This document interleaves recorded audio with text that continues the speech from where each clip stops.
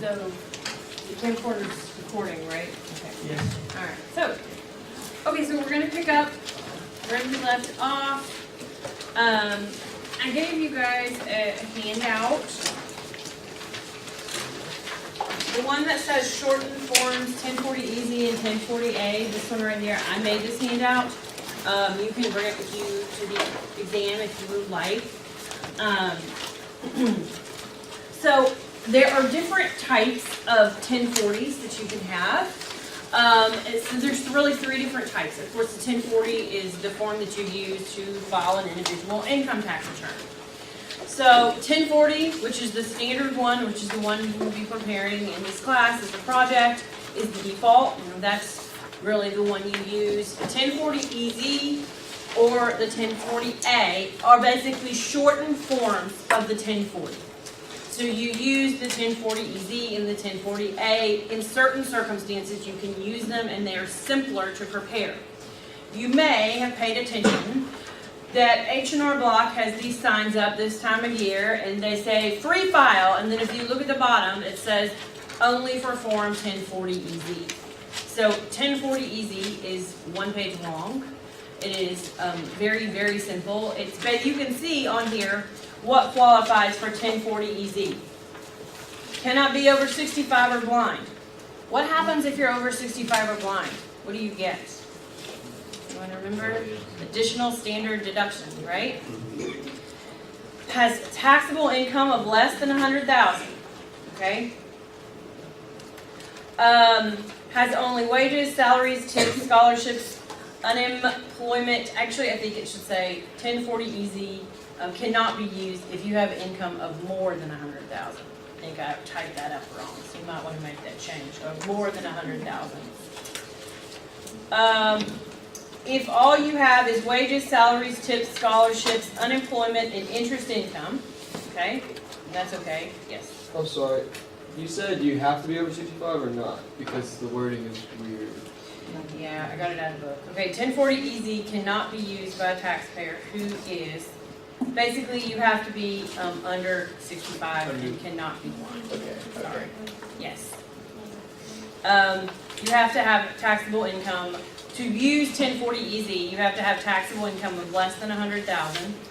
Your income can only be wages, salaries, tips, scholarships, unemployment compensation, and interest income of $1,500 or less. You can, and I will make the changes to the schedule and post a new into D2L because that is confusing. You cannot itemize deductions, okay, to use the 1040 Easy. You can't claim adjustments to income. What is an adjustment to income? This is income reported on Schedule C for owning your own business, Schedule E for rental income, Schedule F for farm income. These are all considered adjustments to income. You can't claim any dependency exemptions or claim any credits other than the earned income credit. And your filing status has to be either single or married filing jointly. What about a 1040A? So 1040A, also a short form, you have to have taxable income of less than 100,000. The taxable income must not have income other than wages, salaries, tips, unemployment, dividends, interest, capital gains, so we do extend it a little bit, distributions, scholarships, pensions, annuities, and Social Security. So we're expanding. More is allowed in the 1040A. You can have some adjustments to income, like educator expenses, IRA deductions, student loan interest, and tuition and fees. Those are all above the line deductions that are allowed. No other adjustments are allowed. And you can take some credits. You could take, and you can see right on here, the credits that are allowed. You have to use the standard deduction for both the 1040A and the 1040 Easy. Okay. So, basically on that first category for 1040 Easy, it should probably say 1040 Easy can be used instead of cannot be used. It probably should just say can be used by a taxpayer who blah, blah, blah. That would make it all correct. So, okay. Let's take a look at the last topic in this chapter. In my opinion, this is really important really important topic. It's not discussed in a lot of detail in this chapter because it's discussed in great detail in a separate chapter in the book that we do not cover. Unfortunately, we just don't have time to get there. A lot of schools, a lot of accounting programs require 2 classes on individual income tax, so 6 credit hours for individual. And in a 6 credit class, usually part 2 consists entirely of taxation of, property transactions. So, you could have, I have had an entire 3 credit class on property transactions. We don't have any such thing here. In fact, this next 30 minutes is the only place that this is taught. I do cover it a little bit in my graduate course on the reg section of the CPA exam. I probably spent about 2.5 hours covering it. But aside from that, it's not really covered. I know there's another professor who teaches this class. He does cover it in his class. But I really don't, aside from what we're about to discuss right now. So, let's talk about some basic tax terminology, okay? And I know I've already discussed this a little bit, but I want to talk about it again. It is very, very important, okay? So, we have some tax terminology that is used in basically all different areas of tax. It's important for you to know. The first word you need to know is amount realized, okay? Amount realized is generally when you dispose of a property, the amount that you receive.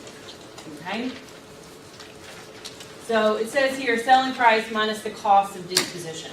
So if you are selling stock and you have to pay a broker, it would be the amount of money that you receive when you sell it minus your cost that you pay your broker. Or if you're selling a house and you hire a real estate agent, it would be, of course, the amount of money you sell the house for minus the cost that you pay the real estate agent. So it's basically the amount of money, amount of cash or property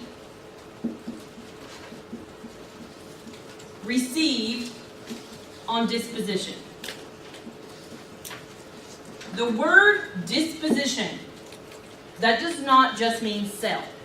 Okay? Disposition, all that means is you are going from one person owning it to somebody else owning it. It does not have to be sold. It can be gifted. It can be inherited. It can be traded. Okay? It can be destroyed by a tornado. Okay? So the word disposed does not mean selling. It just means it used to be mine, it ain't mine anymore. Okay? The next word that is very important, tax basis.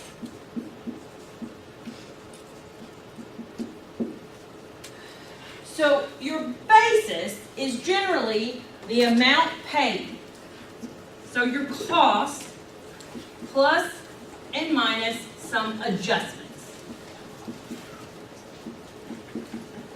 So if you buy a house and you pay $20,000 for the house, your basis is $20,000. That's what you pay, right? And then if you sell the house 4 years later for $100,000, what's your amount realized? $100,000, right? Okay? So what will be the next word, we have the next word, gain realized. Okay? Gain realized is $80,000. We have talked about this when we talked about how recovery of capital or recovery of your investment is not subject to tax. What is our investment here? $20,000. This is our tax basis. And I said plus or minus some adjustments that happen to basis that we'll talk about later. A big one starts with a B, a D. Anyone know what that might be? Depreciation. Okay? Depreciation deductions reduce your basis. So if you were taking a depreciation deduction on this property, you took a $5,000 deduction in year 1, starting in year 2, your basis is $15,000. Okay, that would decrease your basis. Your basis can also be increased for certain adjustments. So we've paid $20,000 for this piece of property. Let's say we pay an additional $7,000 to put on a new roof. Now our basis in the property is $27,000. Why? Because we have invested more money into it. Okay, we paid $20,000, we put on a new roof that cost $7,000. Now our basis is $27,000. So the basis could be adjusted up or down. What we're really trying to adjust with our basis is basically our investment. What have we invested in here? What have we taken deductions against? You know, so if we have depreciation, it's going to make our basis go down. So our gain realized is the difference between our amount realized. I know AR also means accounts receivable in tax. We say AR is amount realized. Okay, minus basis equals our gain realized. Now, there's another word, another important word, and you can see it right up here on slide 64. In order for gain or losses to be recognized, what does that word recognize mean? That means they must be taxable, okay? The word recognized is synonymous with taxable. Here, we have $80,000 of gain realized. That does not mean it is taxable. For you to have $80,000 of taxable income, you have to have $80,000 of gain recognized. Okay? So we have $80,000 of gain realized, $80,000 of gain recognized. It is that word recognized which creates a tax obligation. All right? Now, the next thing you might be thinking is, okay, great. Well, how do we know something is recognized? The rule with gain is amount, let me erase this.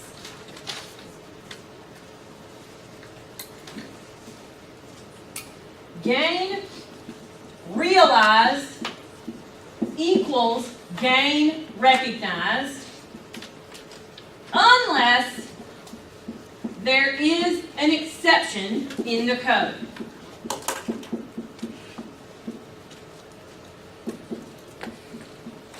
So let's go to our example over here, where this really cheap $20,000 house here. All right.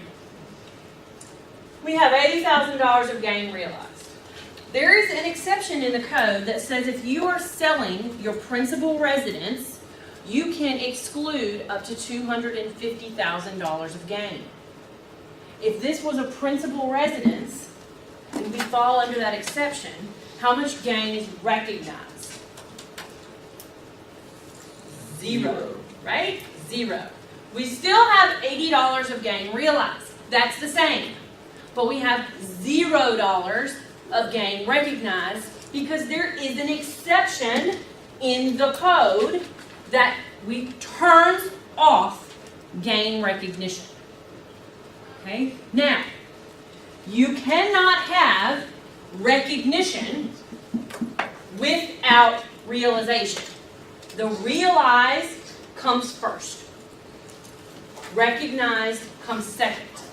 I say that because we have something called a realization event.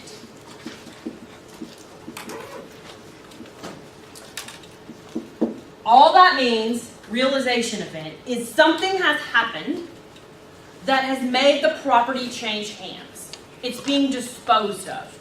Used to be mine, it ain't mine anymore.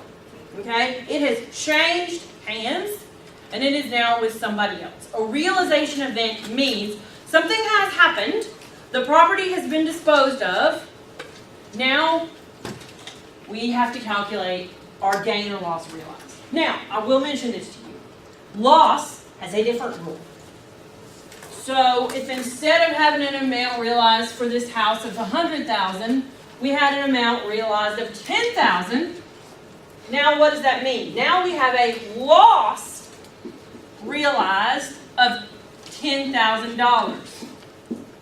Okay, a $10,000 loss realized. Is that recognized? The word recognize means, with a loss, it means, can I use that loss to offset other gains? You also will hear the word allowed and disallowed with losses. Allowed means the same thing as recognized. It's just in the loss concept, people very often use the word allowed. So the rule for losses is different. If you have a loss realized, you cannot recognize it unless there is an exception in the code. So the code has to affirmatively tell you that you can recognize a loss. Notice, this is not taxpayer friendly. Okay? With gains, we assume it is taxable unless the code tells you different. With losses, we assume it is not taxable. Not allowed unless the code tells you different. Okay?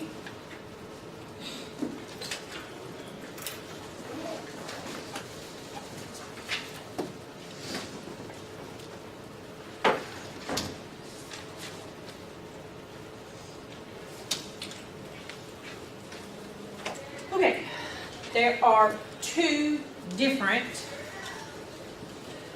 types of income. We use the word character. Okay, that's another word. Character.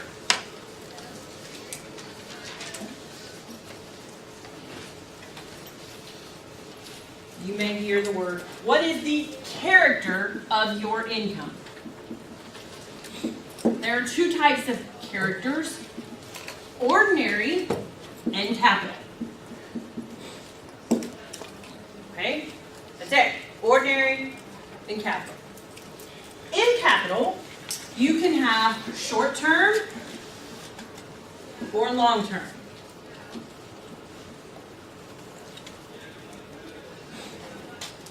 Why does it matter which category you get put into? There are really two reasons.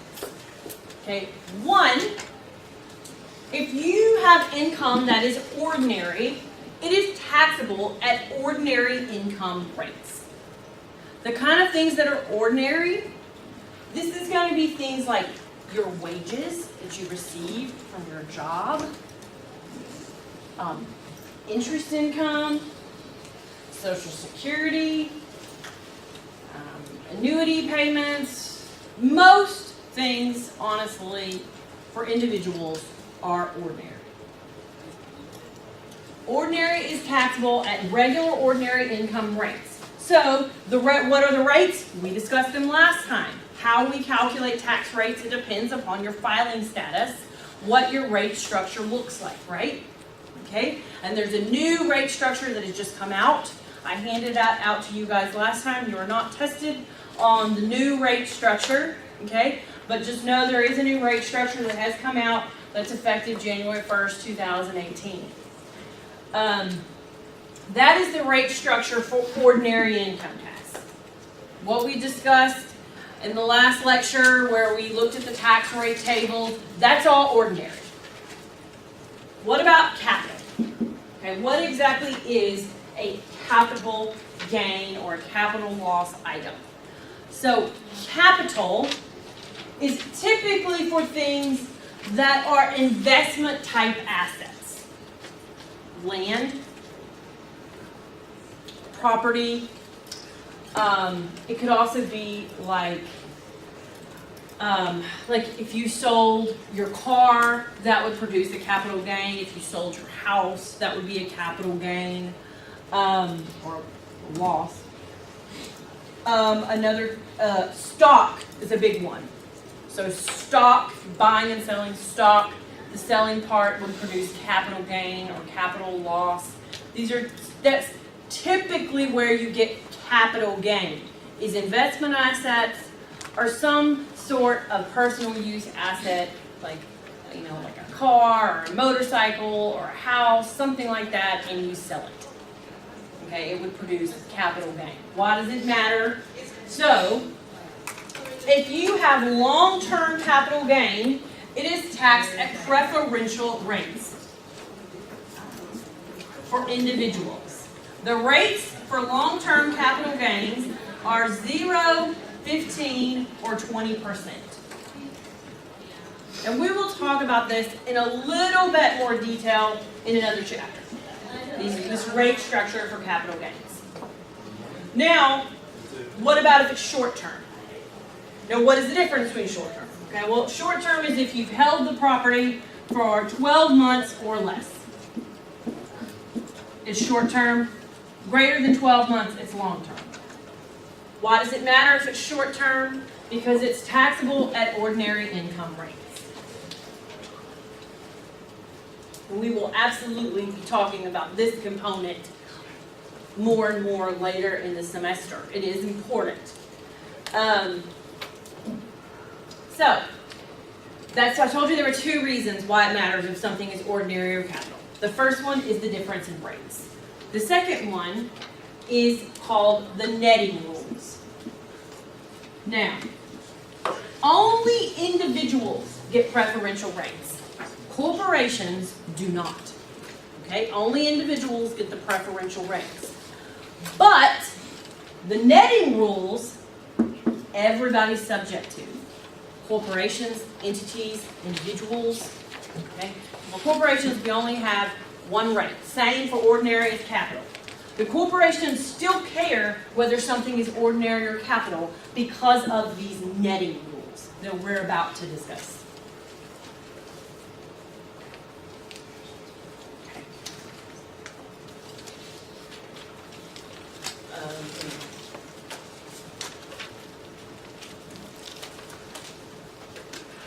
I kind of just said this.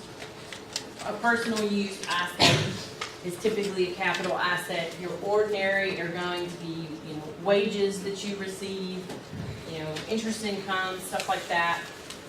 If you have a business, it would be selling your inventory, your accounts receivable, stuff like that. All right. So, these netting rules. Let's talk about these netting rules and why it matters. Okay, so at the end of the year, you have to calculate all of your capital gains, all of your capital losses, and you have to divide up between short-term and long-term.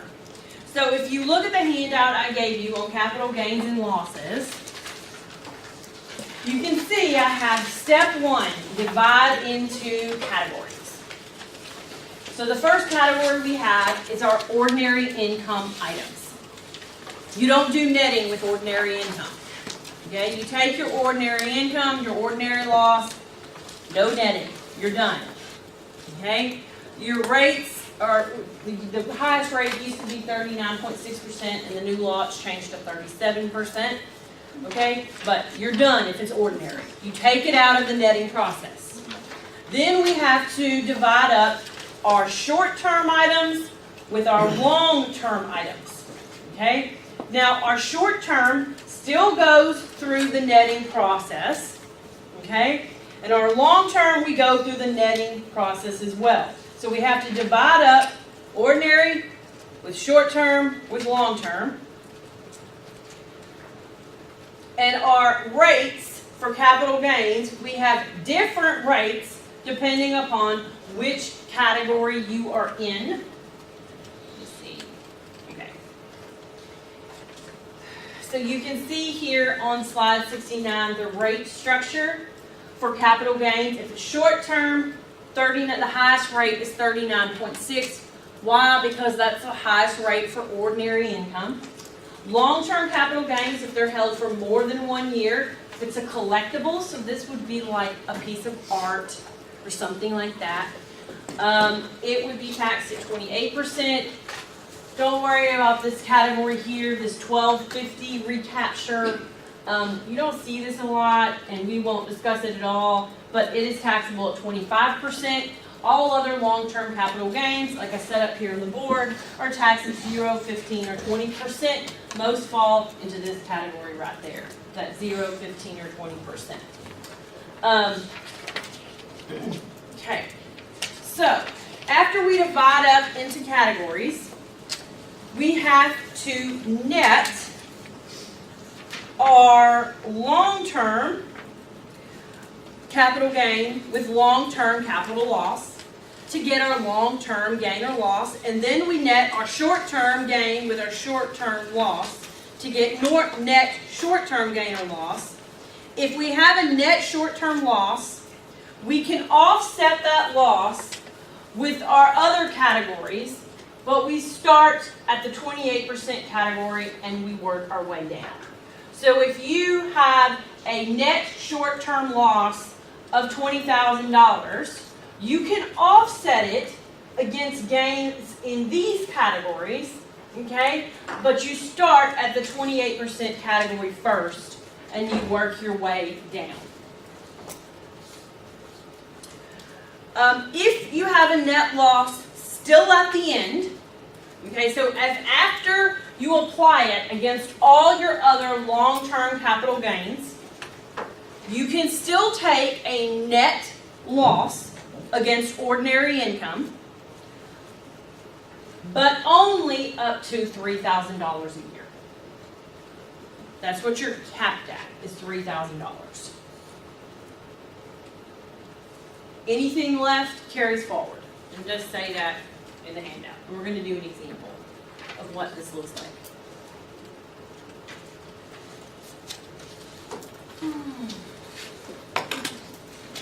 Okay. So let's do a couple examples here. Let's look at example 46 in the book. Okay.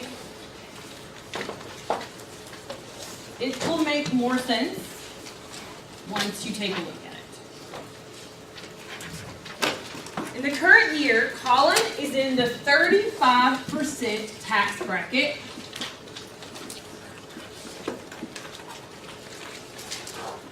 And has the following capital transactions and resulting gains and losses. He has Penguin stock that he has held for 8 months.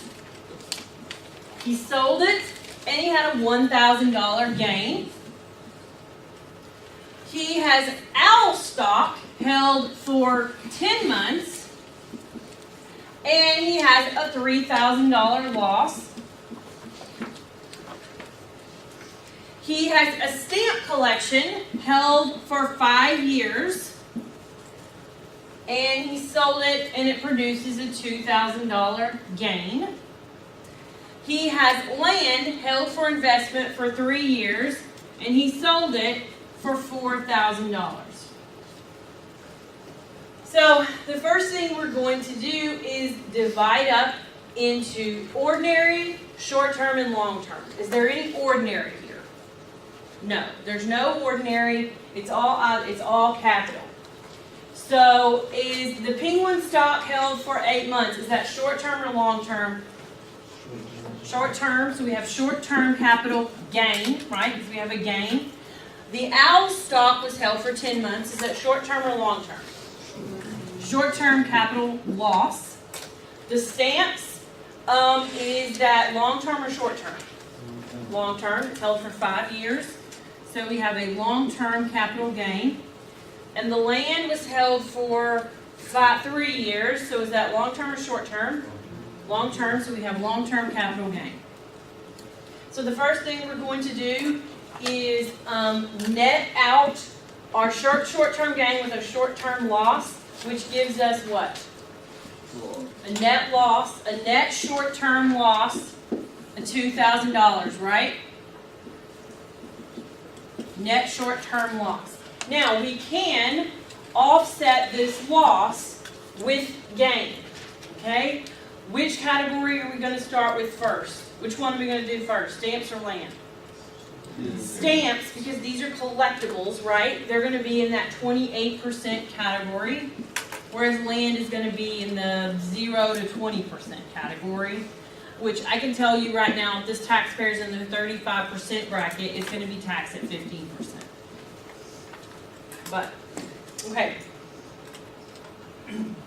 So we're gonna offset it with the stamps first, which means that he has no capital gain from his stamps, no capital loss. So this year he is going to report a long-term capital gain of $4,000 taxable at 15%. Okay. If you want to know how you know which one you're in, the 0, 15, or 20%, 20% is only for taxpayers that are in the highest tax bracket for ordinary income. In 2017, the highest tax bracket was 39.6%. This taxpayer was in the 35% bracket for ordinary income, so his rate is going to be 15%. You only do the 0% if your tax bracket for ordinary income is 0, 10, and 15%, I believe. So we'll get back to that later in the semester. But that was the rule in 2017. 2018, we have a completely different rule. And you can take a look at it on the on checkpoint if you want to, but it's not relevant for this class. Okay. Now let's do another problem. All right.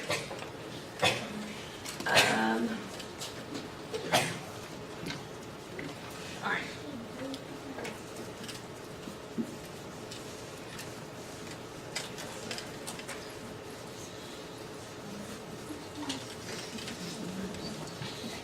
So this is problem 49. During 2016, Polly is in the 15% tax bracket. Okay. That's right. That's what it says. Long term, if your ordinary income rates are in the 0 to 15%, then you are taxed at 0% for long-term capital gains. If your ordinary rates are in the highest bracket, which is 39.6%, you are taxable at 20% for long-term capital gains. Everything else in the middle is taxable at 15%. So we say here that Polly is in the 15% tax bracket and she has the following capital gains for the year. Robin stock held for 6 months of $1,000. Is that long-term or short-term? Short-term capital gain. She has Crow stock held for 13 months of $1,000. Long-term or short-term? Long-term. She has no loss to offset, so that means she will be taxed on her Robin gain of $1,000. She's going to pay tax of $150, right, times 15%, because 15% is her ordinary income rate, which means she'll pay $150 in tax for that $1,000 of gain. What about her Crow stock, which is long-term capital gain? How is she going to be taxed for that? At 0%, right? Because her rate for ordinary income is 15%. For ordinary, if you're in the 0 to 15% category, you're taxed at 0% on long-term capital gains. So that means she pays $0 in tax for the sale of her Crow stock. Okay. Now, if we assume the same facts, but assume that instead of being in the 15% bracket, she is in the 33% bracket. Okay? So, for her short-term capital gain, what's she going to be taxed at? 33%, right? Short-term is considered, we have the same rates as ordinary. So 33% equals $330. What about her long-term capital gain? How's she going to be taxed on that? 15%. The 20% only applies if you have a taxpayer in the highest tax bracket, which was 39.6%.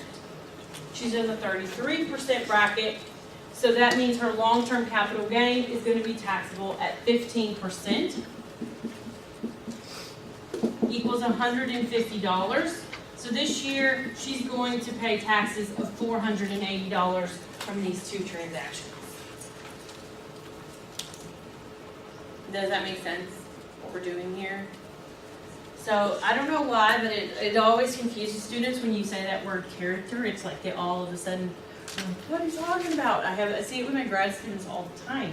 Like, all that means is it capital or ordinary? That's it. Is it capital or ordinary? Now, like I said, for a corporation, you don't get preferential rates. You don't have this whole difference between rates between short-term and long-term capital gain. So corporations don't really care whether it's short-term or long-term. But remember that if you have a loss, a capital loss, you can only deduct it in excess of ordinary income by $3,000, as it says in this material, for individuals. For corporations, I know this is not a class on corporate tax, but it's good to tell you the difference. For corporations, they don't get that $3,000 excess bucket. Corporations can only deduct capital loss to the extent of capital gains. So you say, well, corporations have the same rate for capital versus ordinary, but do they care whether it's capital? You bet they do, because if it's a capital loss, they can only use it to the extent they have a capital gain. They still very much care how things are categorized. Individuals can deduct a capital loss in excess of capital income by $3,000. Makes sense, right? Because you take your capital loss, you offset it against capital gain first, with the highest category going first. If you still have a loss left over at the end of the day, you can deduct it, but only up to $3,000 a year, to offset ordinary income. Make sense? Okay.